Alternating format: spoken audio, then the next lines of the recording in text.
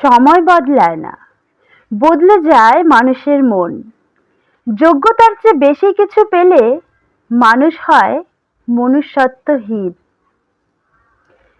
কিছু মানুষের কথার আঘাত সহ্য করা যায় না।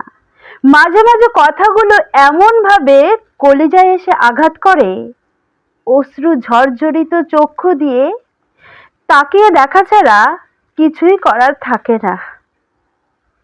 একাকিত্ব মানুষকে ঠকায় না।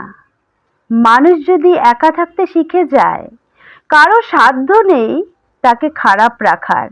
নিশ্চয়ই একাকিত্ব মানুষকে স্বস্তি দেয়। মানুষ বাছাই করার ক্ষেত্রে অর্থের দিকে ফোকাস না করে তার চরিত্রের দিকে ফোকাস করো। অর্থের অভাব নিয়ে বাঁচা যায়, চরিত্রহীন মানুষের সাথে স্বস্তিতে বাঁচা যায় না।